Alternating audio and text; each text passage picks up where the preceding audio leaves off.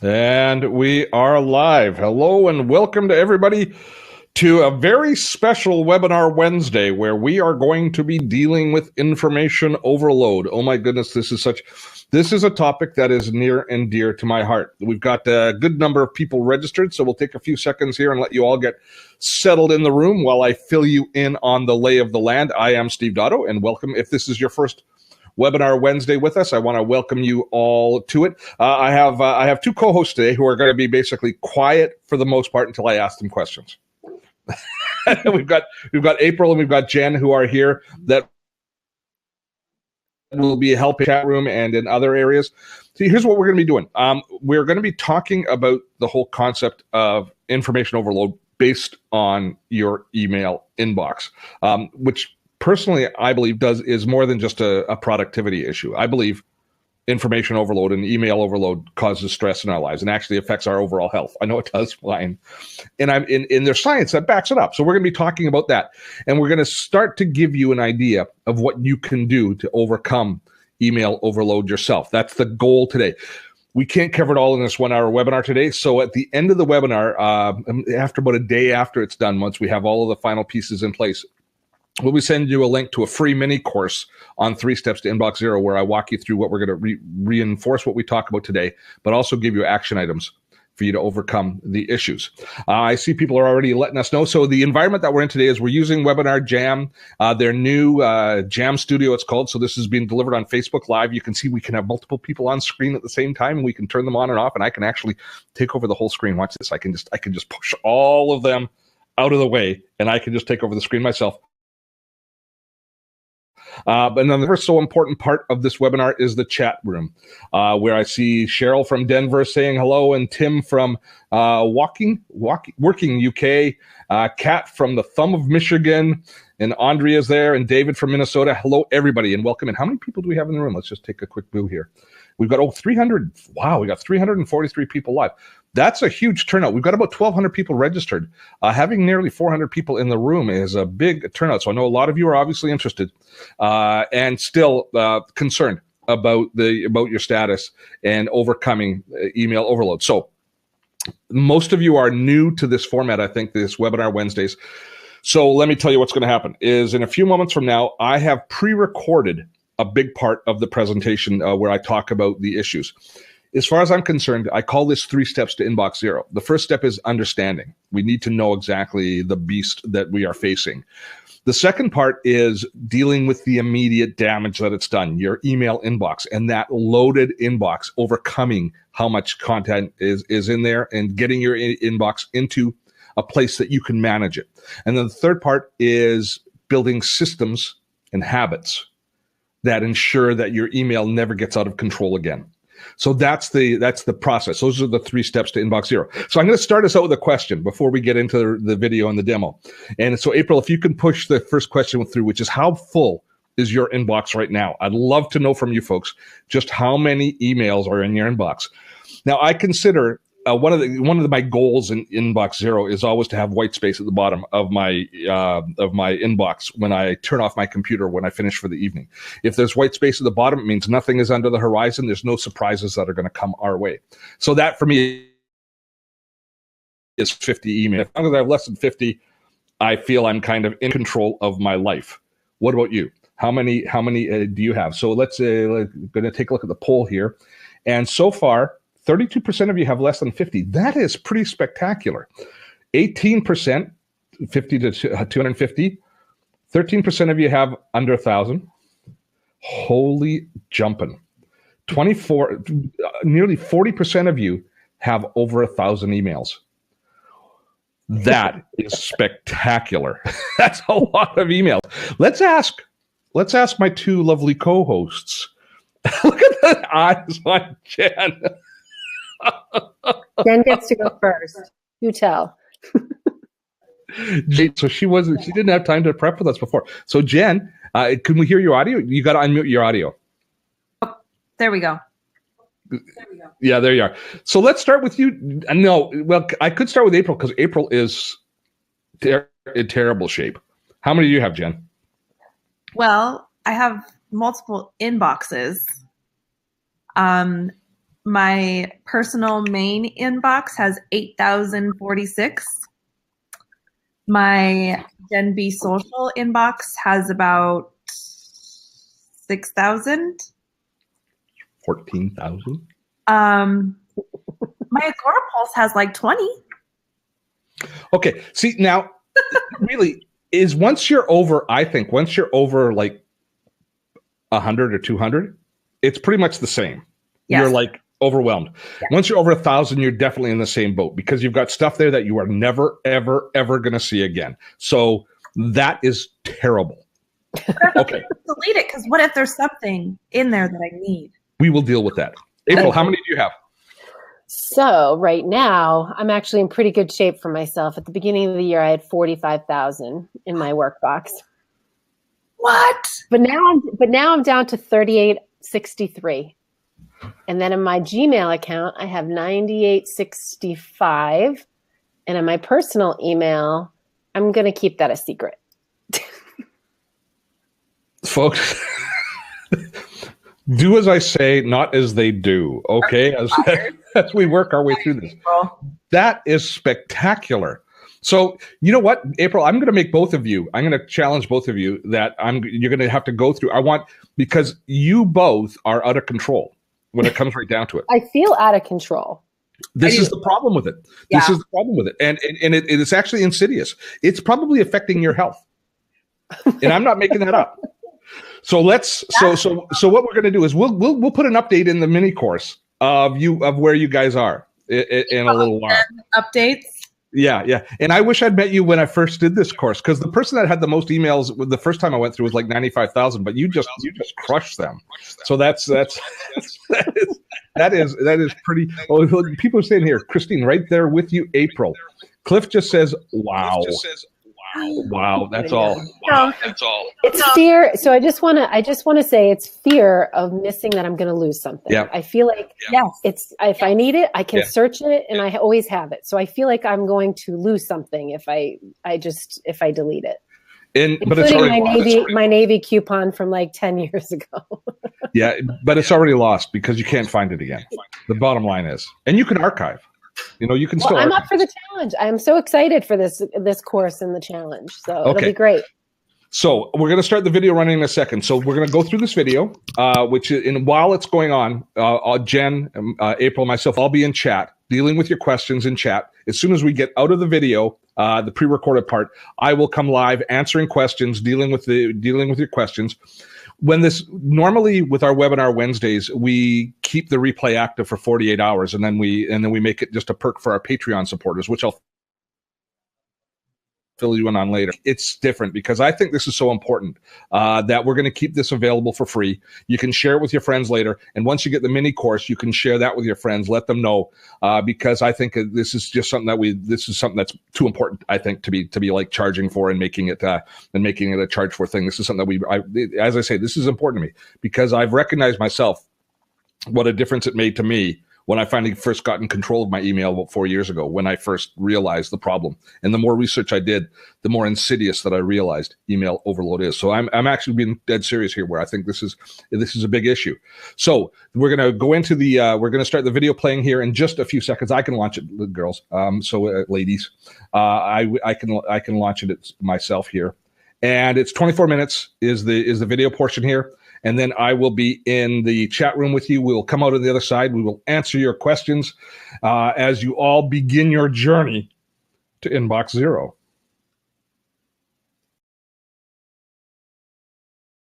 Let us dive into 3 steps to Inbox Zero, my system for overcoming email overload. The bottom line is I consider email to be one of the greatest time vampires that we face today. You know this already. You can't work harder. All of us are pretty much maxed out. I believe we are. At least I know I am. But we can work smarter, and that's what we'll try and convey today.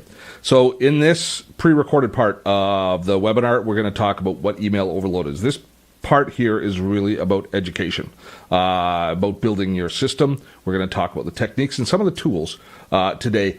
For the most part, the actual heavy lifting, the training part, is in the mini course, which you will be sent an email link to when this webinar is over. We're going to try and keep it to an hour today. Consequently, there isn't enough time to teach you everything that I need to teach you. It's something that you need to take your time and go through. So we put that all into the course, which we're offering for free as a part of this. So let's begin with talking about our relationship with email. I believe if Facebook status it was updated with our relationship with email, it would be referred to as it's complicated. Within our inbox, we have a bit of a love-hate relationship, to be honest, with our inbox for most of us. Within it is opportunity, great opportunities. Good news comes to us occasionally in email. But email also contains responsibility. There are obligations within our inbox. There are issues that I need to know about. There are people and projects all within my inbox that if I am not ministering to them, I am letting them down. To my mind, email is probably the greatest source of business stress in our life, the greatest mechanism for business stress. So within our inbox, we find lost productivity. Here was a statistic, which when I learned this the first time, it just blew me away, that the average knowledge worker checks their email 40 times a day, 40. If you do the math, if every check is 2 minutes, which is about enough time for you to browse through your email, open a few emails, look at them, and close them, which a lot of people do, that's every day, an hour and 20 minutes spent just perusing your email. Every week, 6 hours and 40 minutes. That's a work day lost to productivity every week, just checking your email, because email is insidious. It's there in the back of our mind all the time. All of those opportunities, responsibilities that I was talking about, they're all contained in that email. So consequently, email to me represents stress. More than anything, it represents stress. When we are out of control in our email, we make mistakes. We know we waste time. It generates guilt and worry because we know there are responsibilities, there are opportunities that we're missing, there are people we are letting down. There's a real sense of loss of control and a real measurable loss of opportunity if we are not in control of our inbox. Now, all of that flips when you are in control. The benefits, I think it's like good diet and fitness and all those other things. As you get in control of any aspect of your life, that part of your life becomes a blessing, not a curse. For most of us, email is a curse. Getting it to the point that it's a blessing, that's the goal of our little tutorial today. So I got a question for you. Let's start things out with how many messages are in your inbox right now? Way back when, the first time I delivered this course, I had a contest as people were registering to tell me who had the worst inbox, who had the most emails in their inbox.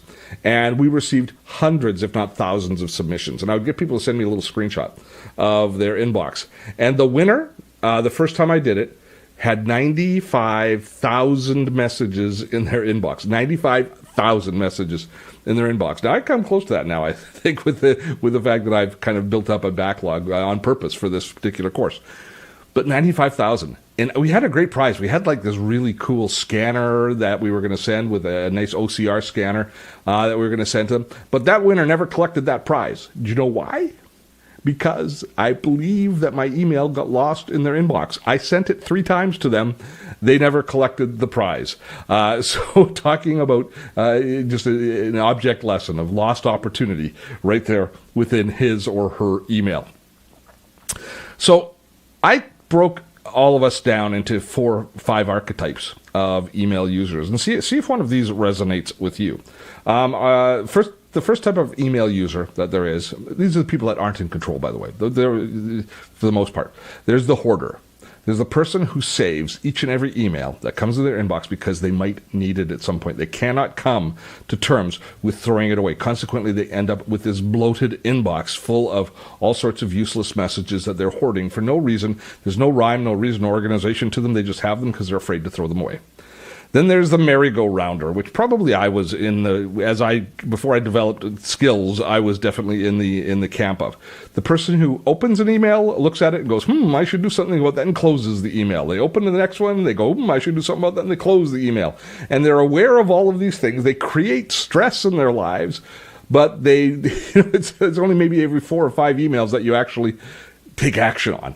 And then the rest of them you just close, and then they just keep circling, coming around on the merry-go-round until they slip below the horizon. Once they slip below that horizon in your email, once they slip underneath the where you scroll to, then they are lost. They're kind of like the ring that's lost from the memory of man.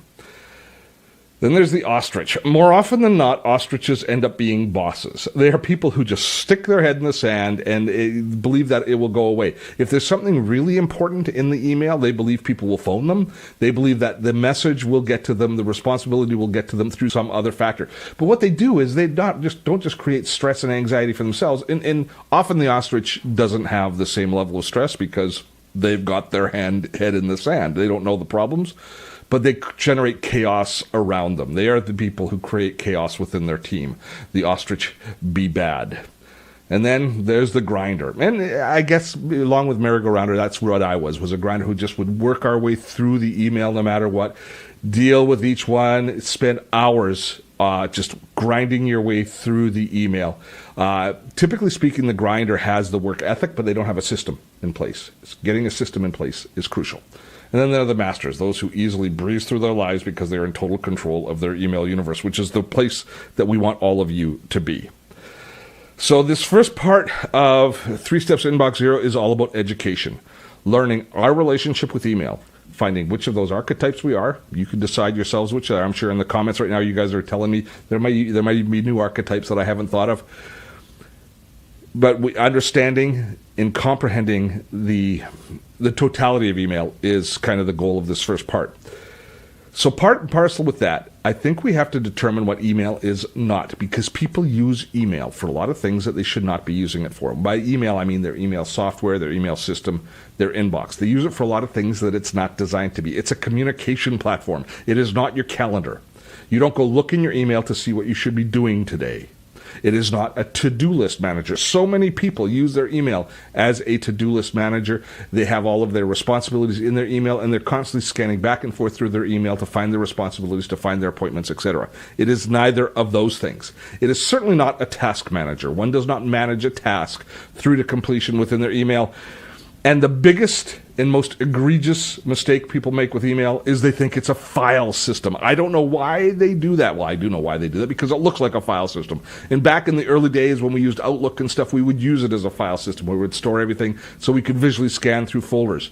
But it is a terrible file system. You know yourself that a big part of the time that you lose in email each and every day is time that you spend looking for something because it is stored somewhere in your email.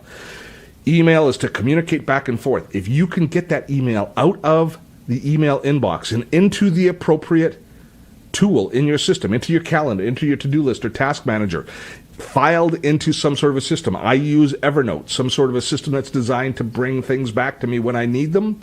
Then you are so far ahead as far as being in control. You have to get over using your email for these things. And for me, the biggest part is the filing system. So many people will be searching in their email for something, and it's not even in your email. It's in an attachment that's within your email, or you got it within an instant message, or you got it some other place. But our habit is, because we try and keep content within our email, is we naturally think it's there. So we go back there and look for things that are there, and even for things that are not there. That is a big one to overcome. So as we develop the system later on in the next couple of days, as you go through kind of all the steps to Inbox Zero and you start changing your attitude and changing your system, understanding that you need to find other tools that you use in place of these is crucial for success. Now, along with here learning about how many times we open email or we check our email each day, being educated about the psychology of open loops was one of the biggest factors in me understanding in the genesis of me wanting to do a course on email overload, because as I learned the truth of what open loops represent to us, I understood psychologically what email was doing to us and just how damaging it could be, because it's not just the lost productivity and all those other things. They're bad, To me, the most insidious part of email is the amount of stress that it creates in our lives and the negative impact holistically on our life that that stress has. So here is the concept of open loops.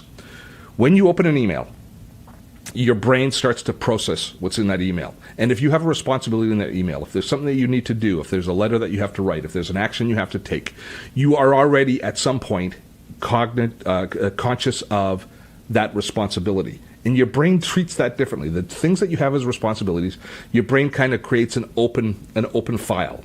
They call it an open loop, whatever it is. It's basically a memo that says you got to do something about this. And until it closes, your brain is going to struggle to keep it because your brain doesn't trust you having that taken care of anywhere else. So it will remind you of it. And the proof of open loops comes from you don't have to look farther than last night. When you went to bed last night, as you were falling asleep, were you thinking about responsibilities, things you had to do at work? Oh, I got to remember to do this, or I better remember to do that. Oh, I'm going to be taking that webinar with Dotto. I should make sure that I let these guys know, or that I have to do this. Were you doing those mental checks? You shouldn't be doing that before you fall asleep. You should be daydreaming about where you want to go on vacation, or how wonderful your partner is, or thinking about things that are enriching in your life, not responsibilities that you haven't got written down somewhere that you don't trust are going to come back to you, so you have to think about. So that's what happens with open loops, is they create that stress. And here's the kind of the ongoing nature of it, is the wetware, your brain, is trying to take care of what the hardware and software should be doing. So if you are using your email and you've got poor control of email, what happens is you read that first email, and then an open loop is created. And then every time you open your email, you see it again, and it's reinforced, because as it migrates down towards the horizon, as it migrates down towards the break in your page where it slips underneath, you basically are constantly being reminded of it. Constantly, it's like nagging at you. But then as soon as it slips below the horizon, when you open your email, it's not there. But your brain's saying, oh, wait a minute, there's something else there. There's something else there. That's that sense of disquiet you feel. That's why we scroll up and down constantly looking for responsibilities. And that's why we have trouble sleeping at night, and the stress generates more stress. And it becomes this terrible cycle. More stress before you fall asleep means that you don't sleep as well, and you're thinking about work more. And so you get less rest, so you actually have less energy when you're in the office the next day, and less energy to process all of these open loops. And it becomes this continuous cycle. And I believe it's a devolutionary cycle. It really ends up costing us. The liberation that you will feel if you achieve inbox zero, which I'll tell you what inbox zero is. It's not zero emails, it's zero stress. We'll talk about that in a few moments. But the release and the extra amount of freedom that you feel by getting control of your email inbox will have a profound and tangible impact, not just on your business life, but on your life. That's pretty cool. But that's one of the promises of inbox zero. So the question is, if it's so important, Steve, and having listened to this, you probably agree with me that you can see there's a lot of validity to what I'm saying. Where did we go wrong? How in the world did we get to this point? Well, the bottom line is, this all got away from us because nobody ever taught us how to use email. In our first job, when we started to do, whether it was in school, whether it was at home, whether it was our first job, people of my generation, it was instituted to us, we were given our first email account typically at work. People showed us how to open our email, how to log on to our email, but we were never taught how to manage our email. We were never taught a system for taking care of and controlling and being in control of email, and not letting all of these different aspects of email creep into our lives. So that's how it all began. So we all ended up becoming reactive, in other words, reacting to the challenges of email, rather than proactive, having a system in place that we fit the email into. So we were out of control from day one.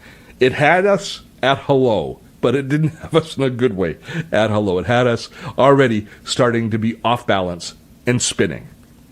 So the term inbox zero was first created by Merlin Mann, who talked about not having zero messages in your inbox, but instead having zero stress created as a result of your inbox. Now, I needed something more than that.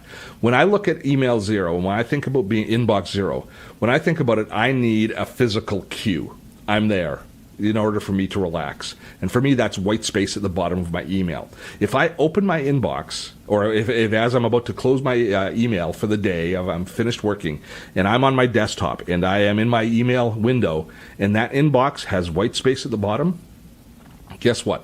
I have no open loops, because I know everything is being dealt with and everything is in its system, my brain can relax because I'm going to be reminded when I need to of the things that I need to do because I've got a system that I trust. And I've got the visual proof of that by that white space at the bottom of my inbox. That is a very special place, my friend. That is where I want you all to be by the time, within a week, you can all be there. Now, in order to make that happen, we need to build a trusted system. I call it a trusted system. And for a lot of people, this is based on the philosophies of David Allen and the Getting Things Done book. If you've read Getting Things Done or you understand the GTD philosophy, this part will come very easy to you. But a system that I need you to build, and I'm not going to tell you what pieces to have. I'll show you my system and give you kind of the framework that you want to work within. But you need to have the system in place. You need a system that sets a routine. You need a routine that works within the system, which then you need to apply discipline to. You have to return and do it each day, hopefully at the same time each day, but you have to go through the same process each day, which gives you total control, and you've got to go through it to its fullness. You can't give up partway through and let it start to slip a little bit out of control. You originally have to stay in control of what happens, and that will give you turn email management into a habit rather than something that's exceptional rather than an accomplishment. I want it to be a habit rather than an accomplishment. Is that fair? Does that make sense? That's good. Okay.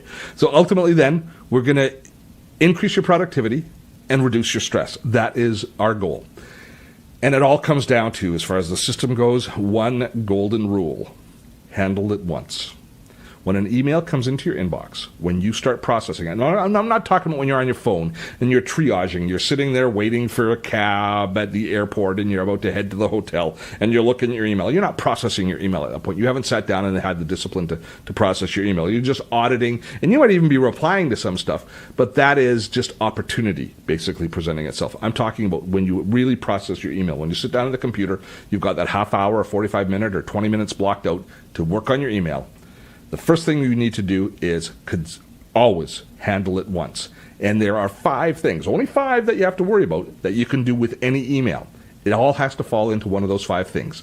Reply to it. And a lot of people say if you can reply in less than 3 minutes, if you can deal with it, do so. Reply. That's always the best thing.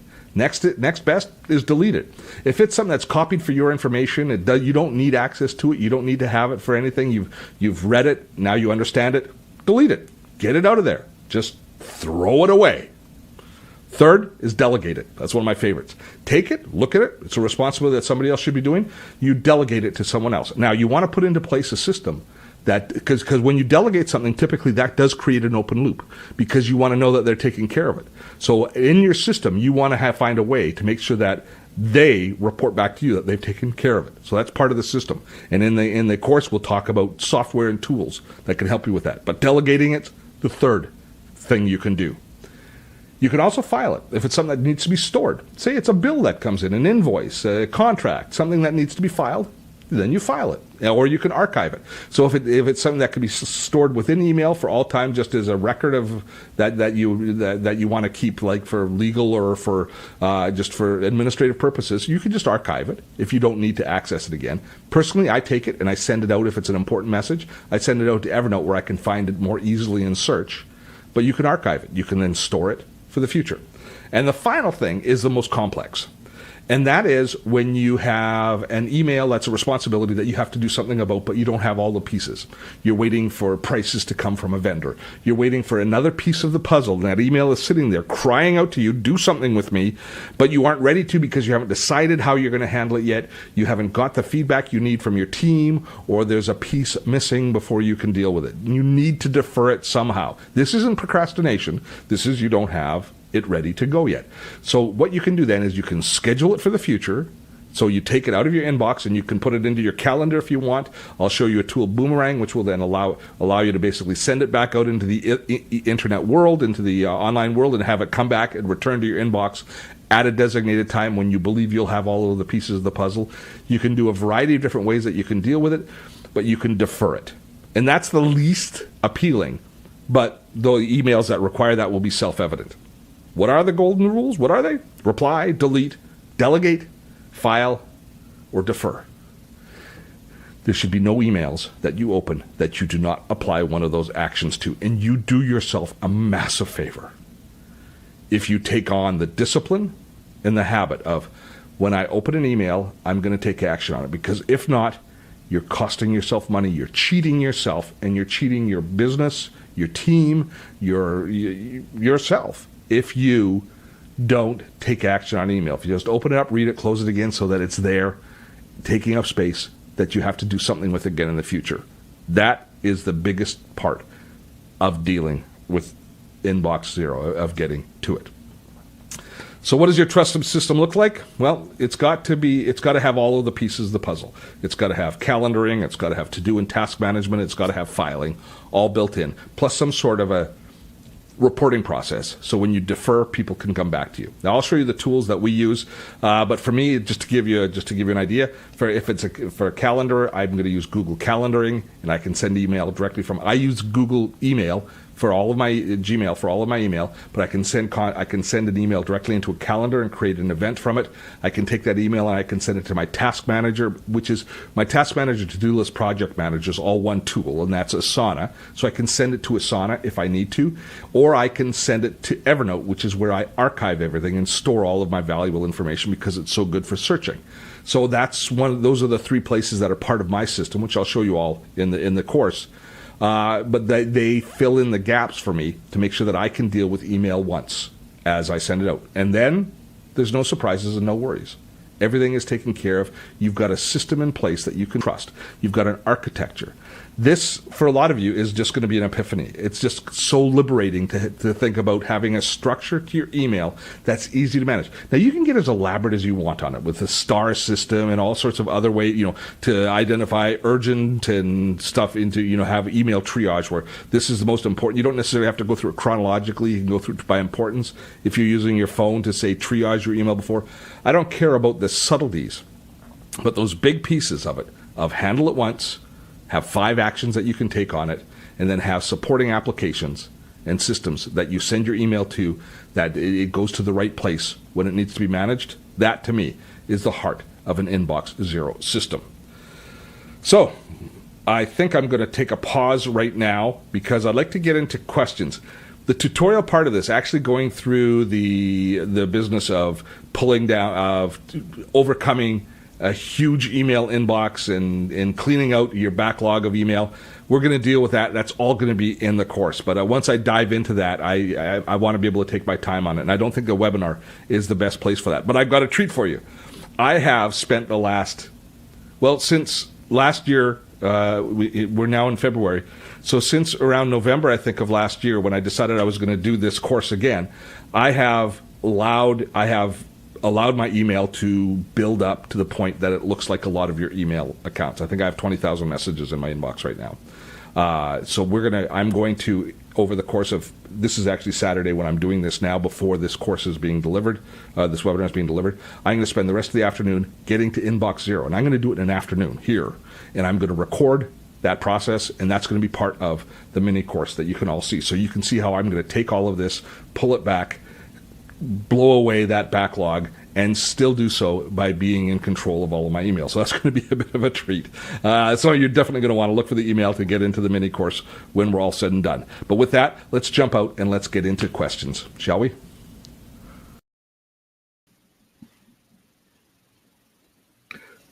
Okay, I should be back and live. So how was that? That was a lot to cover, and there was a lot of chat going on. So April, what are you? You're a hoarder, aren't you? I'm such a hoarder. Jen? Yes, I'm a hoarder. Did that make sense to you? Did that open your eyes, or did you know what I was talking about? Did you know that already? I kind of knew that already. I mean, it absolutely makes sense. My biggest thing, just like April said, is fear of deleting something that I might end up needing. So I just keep it all and hoard it all over here. And so it made absolute sense. I think a lot of people feel that they can't accomplish it, that it's too much. So here, I'm gonna just do something. I'm gonna go into screen share. There's a few things that I want to follow up on before we get into questions. But I mentioned that I had about 20,000 email messages in my inbox.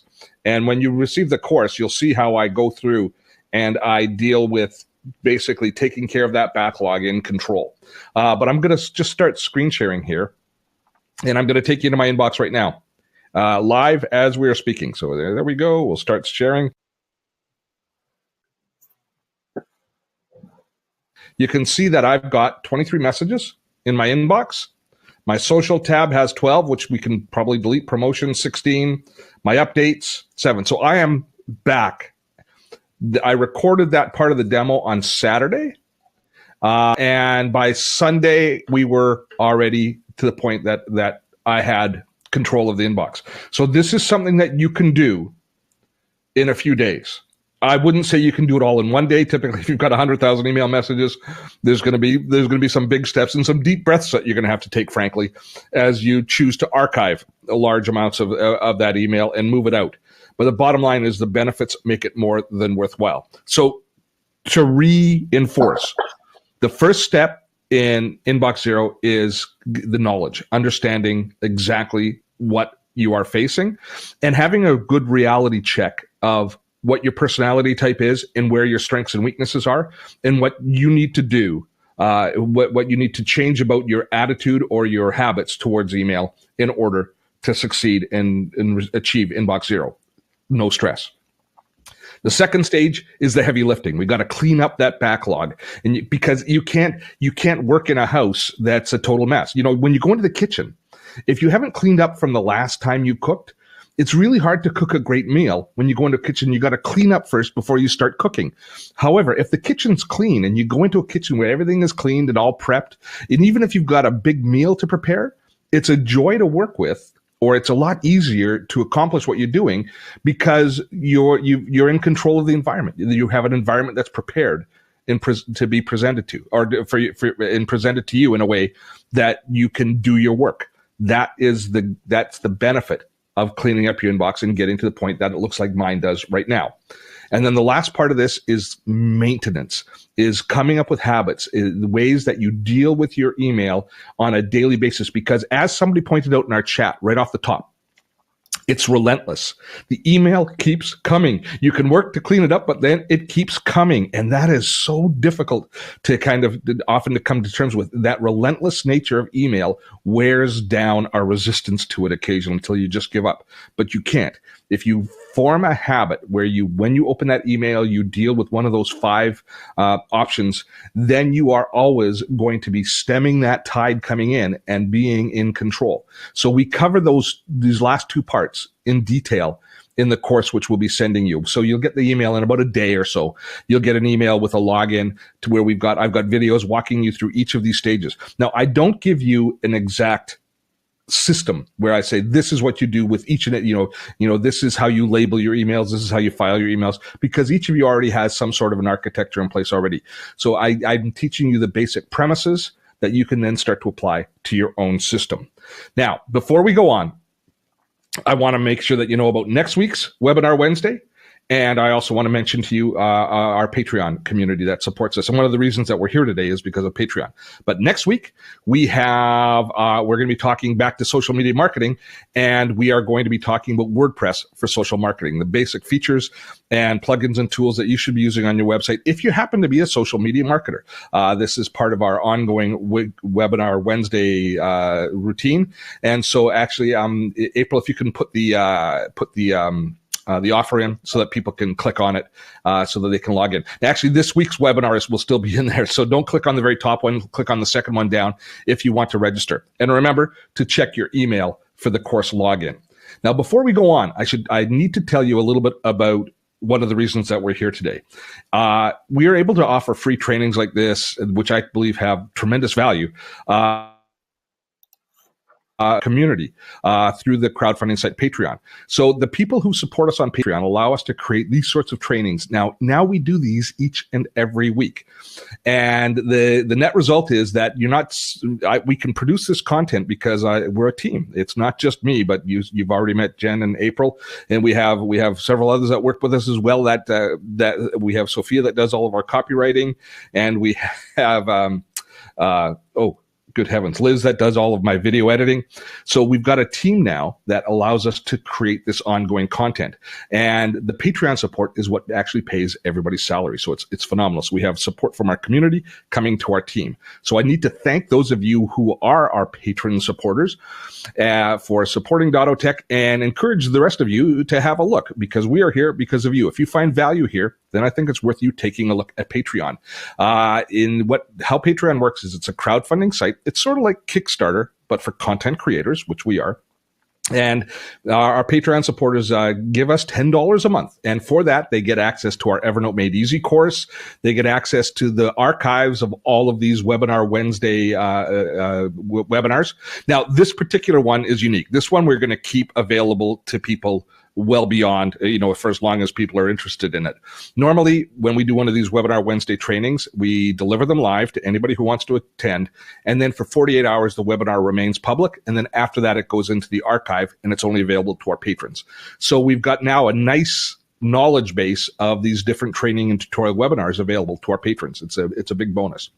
They also get 50% off on all our premium courses, which we offer, as well as our mini courses, which we do once a month. They get 75% off on those courses. So the patrons get an awful lot of perks, and we get an awful lot out of our patrons. It's truly a community that encourages us, tells us what sort of content and training they want to have.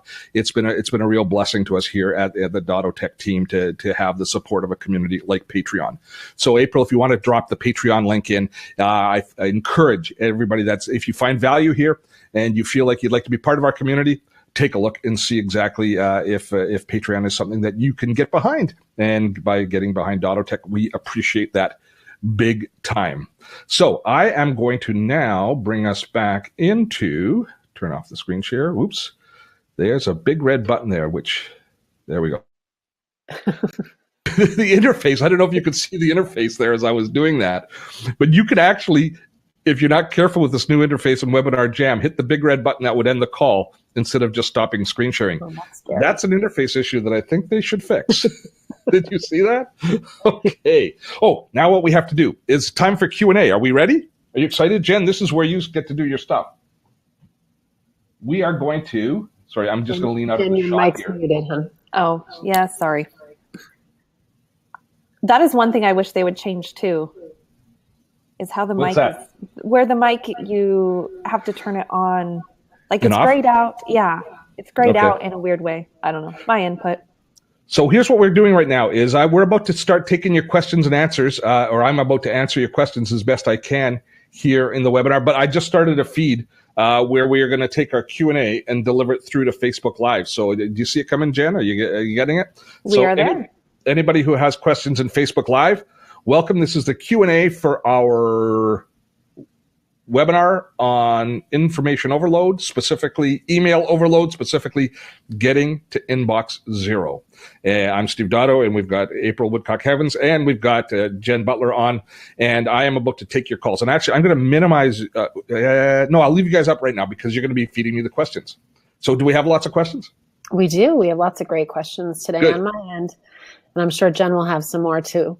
Yeah. So the first question is from Paul. Is it bad manners not to reply to emails that same day? That depends on your own business model. A lot of people send an automatic reply. Mike Vardy, who is big on email systems, only checks his email once a day, and he checks it late in the day, like 11 in the morning. And so he probably only replies to a percentage of his emails on the day that he receives them. But he also sends out an auto reply saying, I only check my email once a day. So if you need instant access to me, use one of these other channels.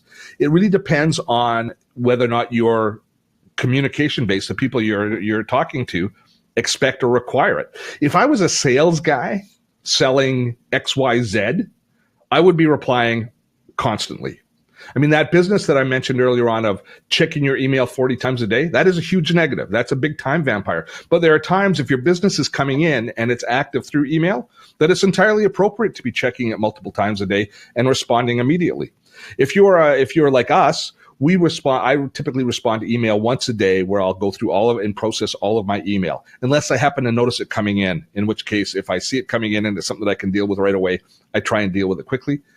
But that's really your own, your own business. Really is what your clients or customers are expecting, or bosses are expecting.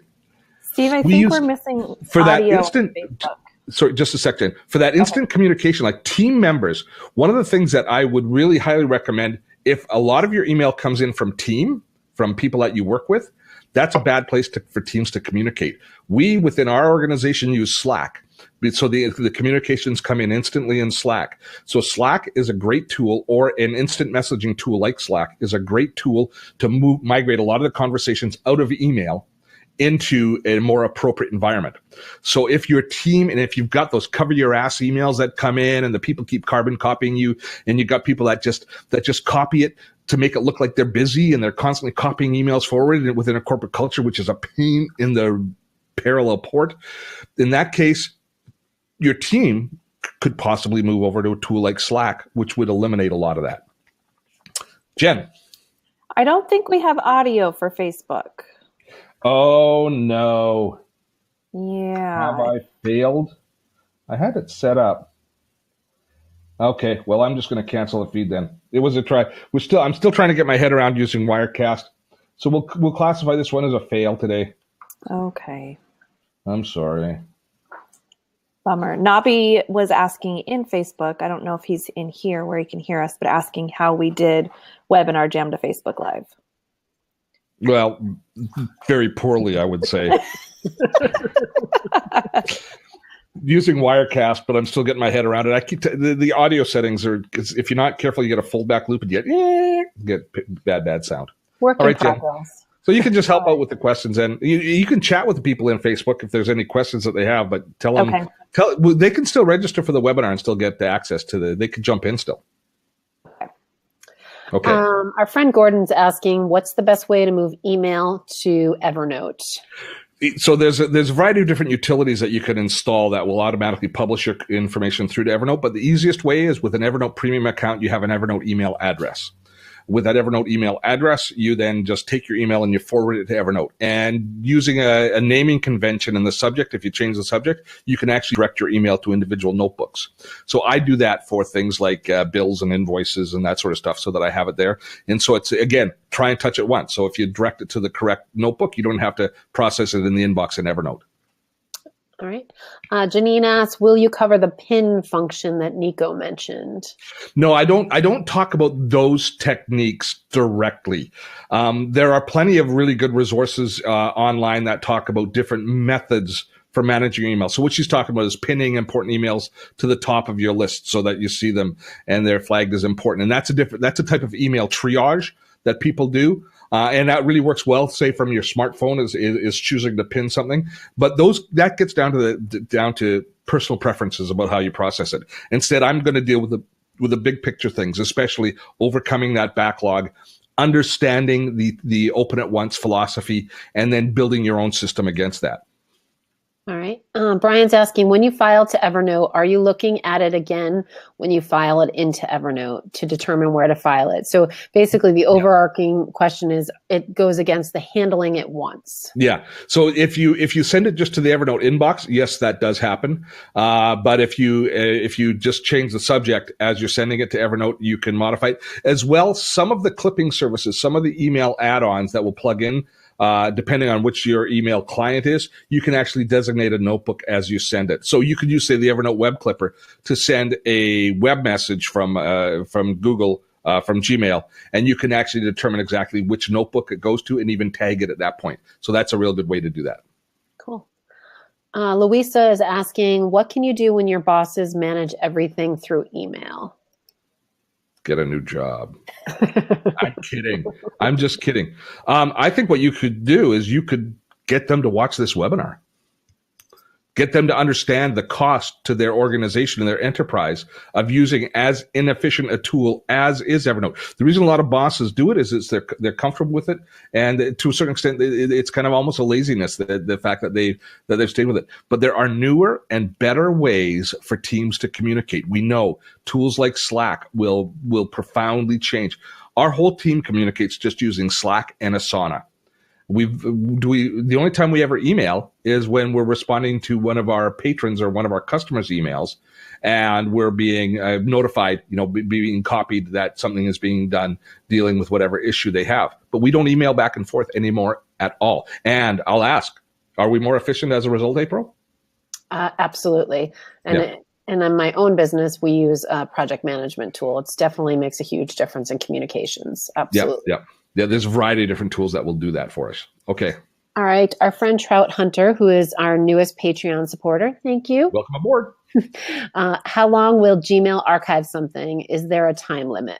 Not a time limit. There's a data limit. So they give you 15 gigabytes for free, but then you can add more storage to that if you want with your Google Drive account. So it's based on volume, not on date. All right. Paul's asking, I have various email addresses on various platforms, Outlook, Webmail, and Google. Is it just a case of using the system on all platforms? I would actually recommend that you, instead of using it in multiple platforms, is you direct all of those platforms to a single email interface. I have Popmail. I have a variety of different email accounts, and I direct them all into Google, and I deal with them all in the browser in Gmail. So that my Dottotech account, my Gmail account, my other info accounts, they all flow into my inbox. And then I just color code them as they're coming in so that I can see what email address they're coming from. So managing them from a single unified interface is far more efficient than opening 3 different interfaces and doing it. And do you use the paid version of Gmail? No, I do it on the free. You do it on the free.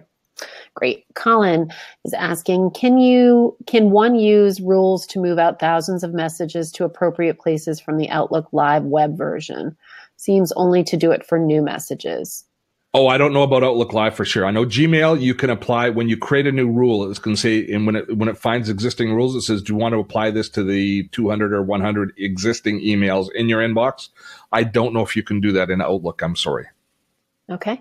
Victoria is asking, what's the best way to hang on to webinar links that are a few days away, etc.?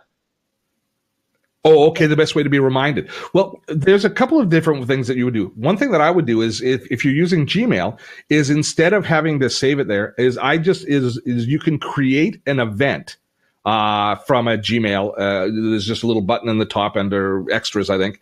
Create an event which will send it to your Google Calendar. And then it takes the email and it makes the subject of the email the appointment, and the body of the email goes in the notes along with any links that are there. So then it goes in as a time event within your calendar because it is an appointment to a certain extent.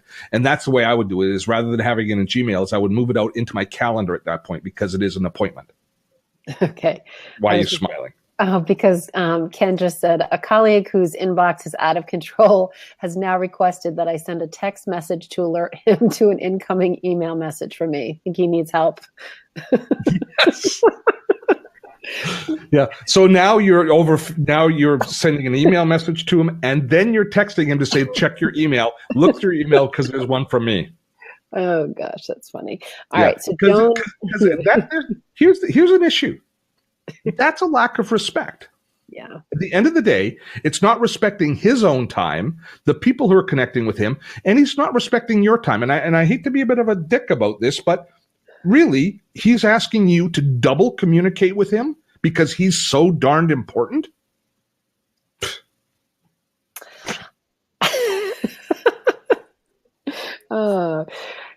Like others, subscriptions are my most troublesome ones. Advice? Unroll.me. So unroll.me, we show it in the mini course. It's a service you can sign up for where it will catalog all of your subscriptions and it will pull them all into a digest. So you get a single email with all of your different newsletters and subscriptions, all of the RSS feeds you've got, all compressed there into a single email. You open it up and it's just listed them all out so that you can click on the ones you want to read.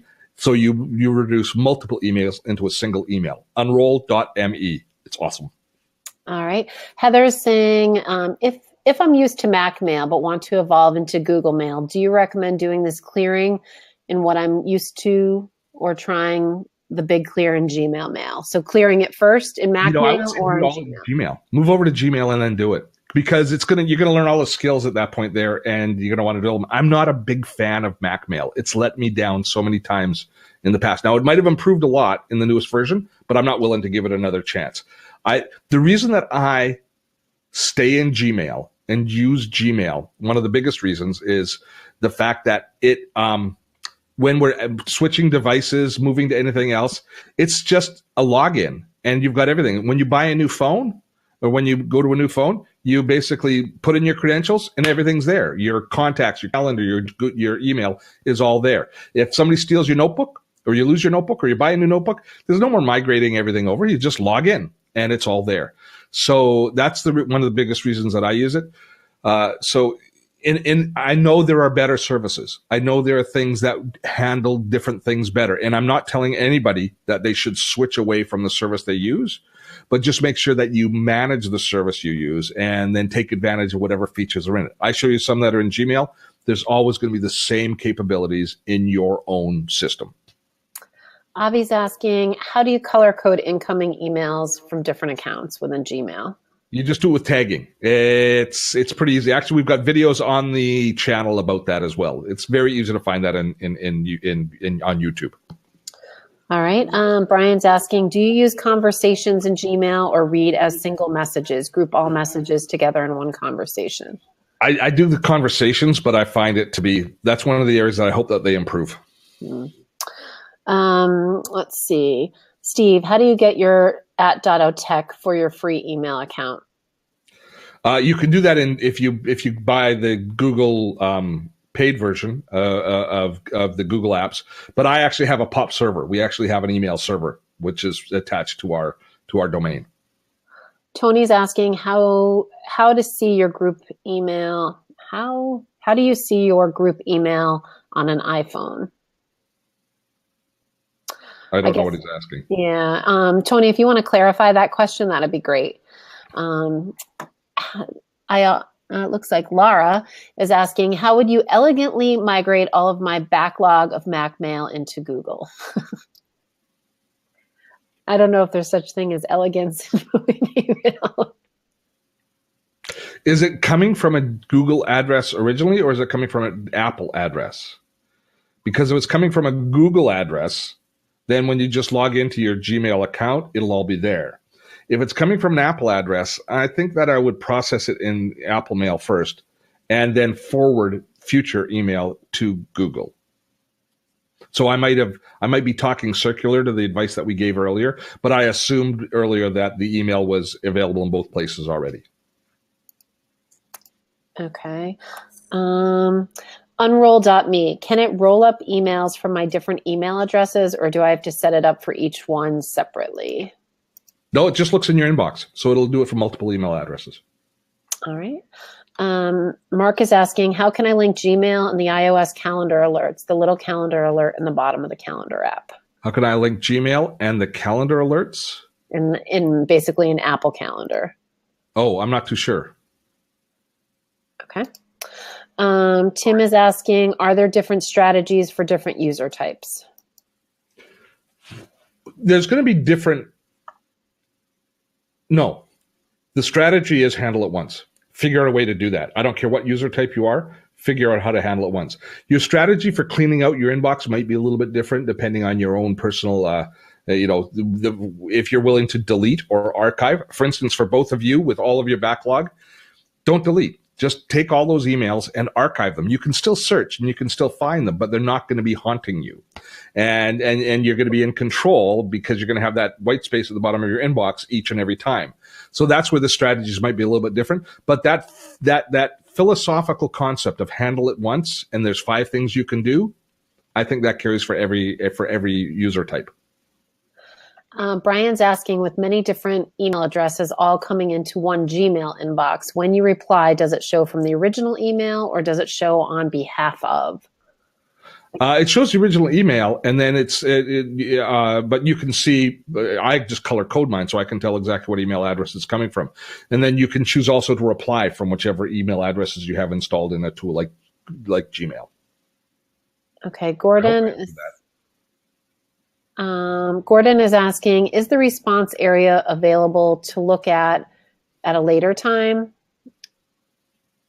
I think he's referring to his original question about conversations, so conversation mode, is the response area available to look at a later time? So you can see ongoing conversations. Okay. Yeah. Let's see. We're getting down to the bottom here. Wow. Do you have a personal and business email in the same inbox? Yes. Yeah, I just have one inbox. Okay. But I color code the email coming in based on the .otech and based on my own personal. Okay. My Gmail account. Sorry. Ginny's asking, my biggest problem with Gmail has always been it does not look or function like Outlook. Yours looks like Outlook. Can you sort and search with the same variables? Gmail doesn't do quite as good a job of sorting email. For example, grabbing all of the emails with the same subject as Outlook. That's one thing that Outlook is exceptional at. But basically, other than that, most of the functionality is there. Of course, the integration is more natural with Google Calendar than with Outlook Calendar. And contacts in Google Contacts. So, if you live in the Outlook ecosystem, I see no reason to change out of the Outlook ecosystem if you're comfortable there. It's just apply these premises to it. I'm not here to proselytize people using Gmail or any single email service. Use the one you're comfortable with, but apply these practices to the tool that you are using. Andrew says, I use Gmail Priority Inbox and it is working for me, but how do you find the default Gmail tabs? And then do you find it better than the Priority Inbox format? Yeah, that's why I don't use the Gmail Inbox app, is because I don't think it sorts the same way. At least it didn't last time I looked. That's why I use Gmail app, the Gmail native app on my smartphones, is because the look and the tabs are the exact same. I rely on the sorting tabs within Gmail for the immediate triage, to move all of the social conversations out and to just get the key email in. So I haven't used the priority app recently, but I suspect that was the reason that I didn't. It doesn't give me. I didn't feel that I had as much granular control as I do from the regular Gmail app. Graham is asking you, can ducks swim backwards? I don't believe they can. All right. Let's see. But way to hijack the conversation. Steve, you mentioned Boomerang. Do you use a paid account or free? I paid for it. It's a paid account. Yeah. All right.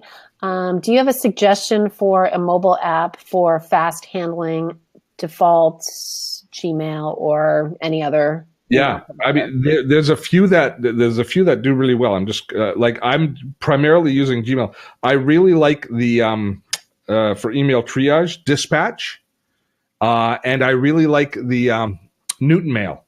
Do a very good job on email triage. The reason I'm not using Newton Mail right now is they don't respect the inboxes.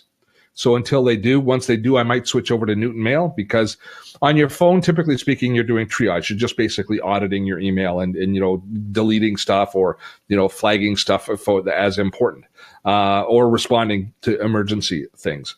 And Gmail does an okay job, but some of these other tools do a better job. All right. Do you recommend multiple Gmail folders, good or bad?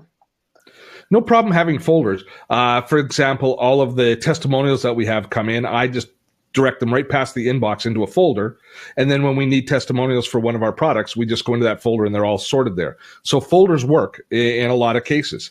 It's just manually, the old school practice in Outlook of taking emails and dragging them into folders, then visually searching through the folders because Outlook's search sucked so terribly. That's gone.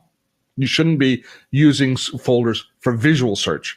You should be using it for organizational means. Our friend Jesse is asking, what's the best way to archive from Outlook to OneNote? I use Evernote in my personal life, and I want to duplicate the practice at work with OneNote. That's a good question. I don't know. Okay. It's worth looking into. Maybe somebody out there is a OneNote power user and they know.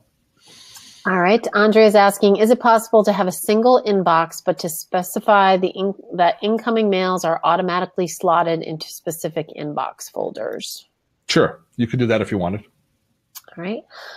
Avi is asking, I know the tag can be color-coded. Is there a way to color-code the entire row in Gmail so it stands out? I don't know. I don't know what he means by that. I'm thinking like when it comes into the inbox, the subject line, like it's color coded the minute it hits your inbox, so you can see it straight across the your email. Oh, as opposed to just a tag? Right. No, I don't think so. Okay. Let's see. That'll probably be like in a refresh of the app that Google adds at some point in the future. But you might play with the different formats. There's different views that you have, but typically that's just changing the background. I don't think it would change the way the tag appears.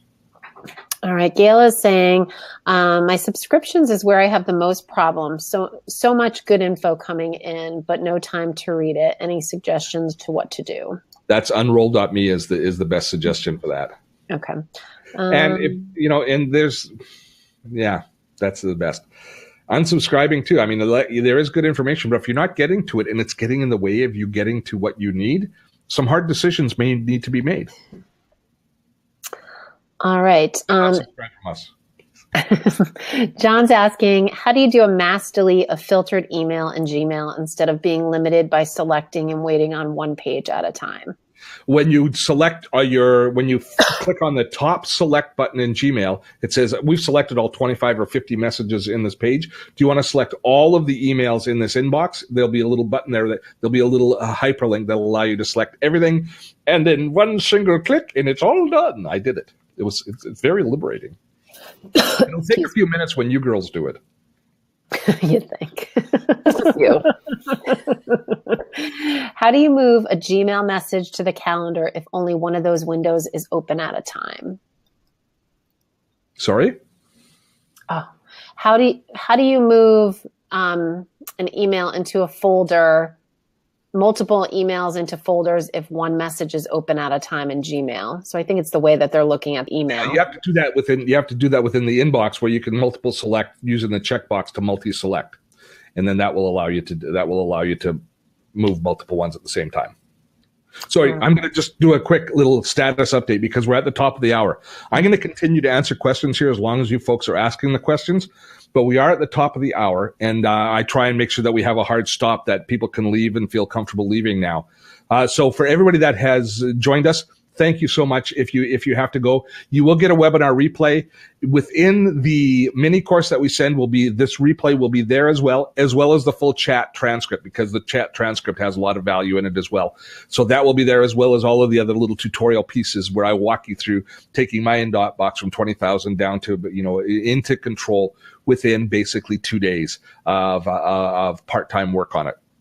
So that will be there. That's the 3 Steps to Inbox Zero course, which is gratis. It's free for you all. To all of our Patreon supporters that make this possible, thank you so much for your ongoing support. Mm-hmm. Those of you who haven't joined us on Patreon, have a look. We'd love to invite you and welcome you into our community. So for those of you that are going to leave right now, on behalf of April and on behalf of Jen, have fun storming the castle. Thank you. And for everybody else, we will continue with your questions now. All right. In Unroll Me, what the heck is your roll up? Does sound like a fruit roll up, actually. It's basically all of your subscriptions all tied together in a digest. A digest would be a better word, where it sends you a single email that has all of them in it. Bill's asking, how can I move some Gmail to calendar events? Is there a plugin? No, you don't need a plugin. It's all built in. As a matter of fact, Jen, you want to grab the our YouTube video? We did a little 1-minute tech tip on how to do it. Yes. Awesome. I was going to drop that in the chat. Watch it for 1 minute and learn. Avram's asking, what do you recommend not to be synced cross devices in Evernote? So what would you not sync between devices in Evernote? Anything that's private.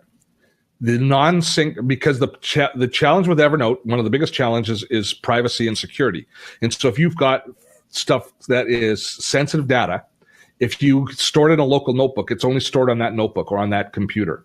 As soon as you sync it to other devices, it's then synced in the cloud, and you have a version of it that's available online. Even though Evernote security seems to be fine and good, then you have exposed yourself to extra risk. So local note, anything that's of private that you don't want to have, that you wouldn't want to have, that's too secure, that you require security on.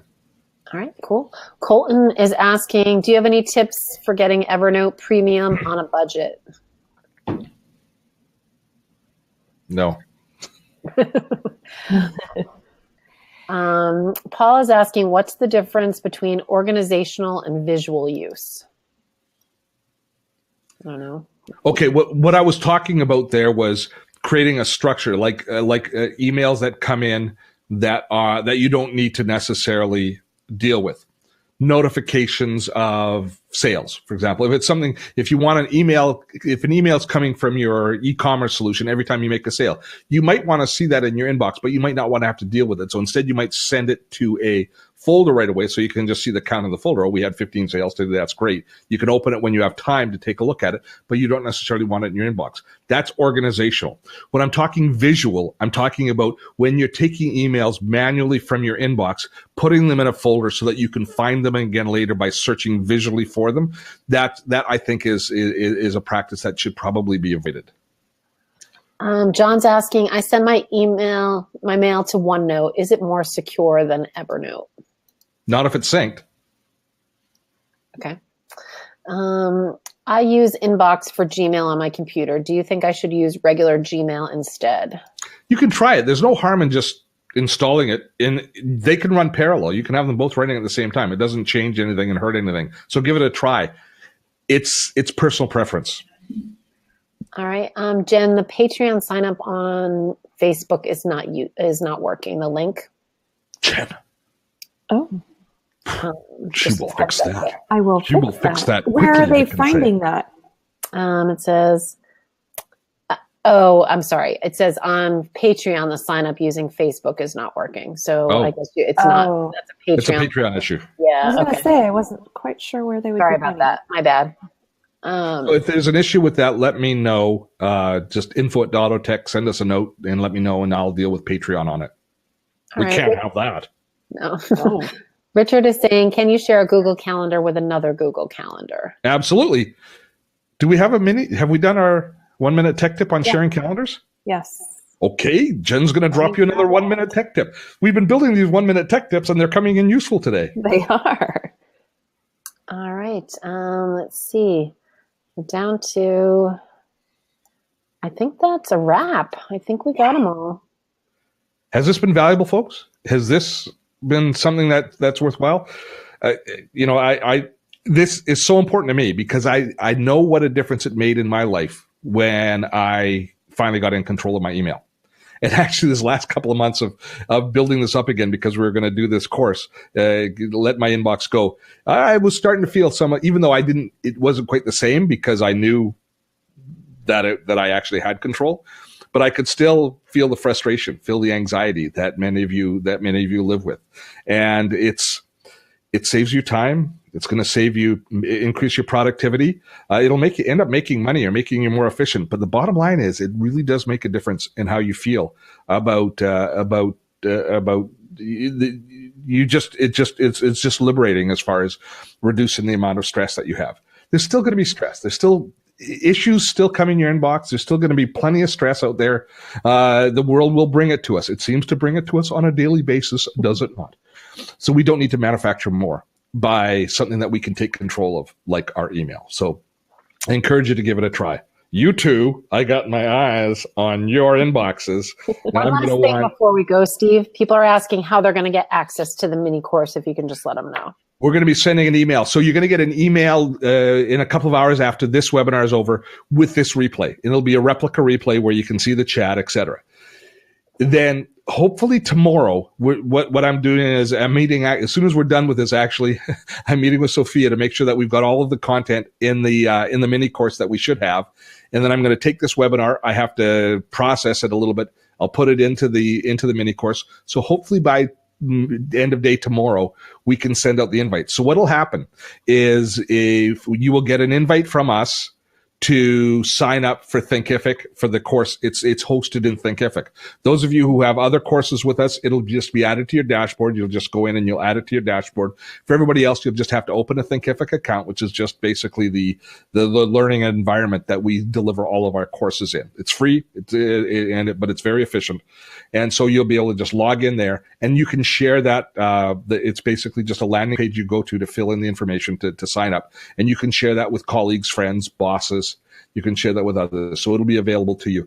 And then there's also a functionality within there for you to ask questions. And we'll add extra, if there's common questions and things that we can improve it with, improve that course, we will improve over time. I'm going to be using that. Those of you that are in social marketing, we're going to be using this as a list builder to introduce us to other people. So this mini course is going to be available for quite some time. And it's going to be something that we're going to be putting some energy behind here on Autotech.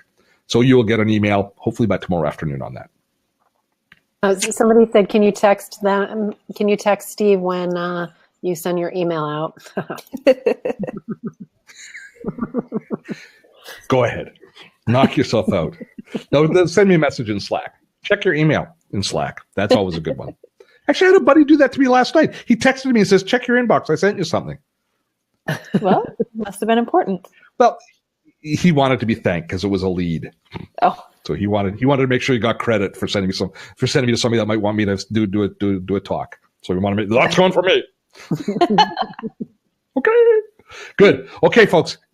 Thanks so much, ladies. It was a pleasure. You got work to do today, don't you? Yes. Now I feel really overwhelmed and anxiety and stressed. Thanks, Steve. What's up? My job here is done. Folks, thank you very much. The question was awesome. The interaction was awesome. I look forward to seeing you next week if you're joining us to talk about social media marketing, what you need on your website if you are a social marketer. Till next time, April, you can say it today. Oh no! Here's to storming the castle. No, that's not the movie. No, I knew it. You haven't even watched the movie, have you? I don't have fun storming the castle. What movie? Princess Bride. I so haven't seen that movie. Sorry, I'm gonna have to go watch it later. Fast forward, it's like almost to the end. The guy says, "Have fun storming the castle." And then not near the end. It's about 2/3 of the way through. It's Miracle Max. This is. Well, yeah, 2/3. I am so disillusioned right now. 2 out of 3. Folks, sorry. Get to work. Have fun. We'll see you all next week. Have fun storming the castle. Have fun storming the castle.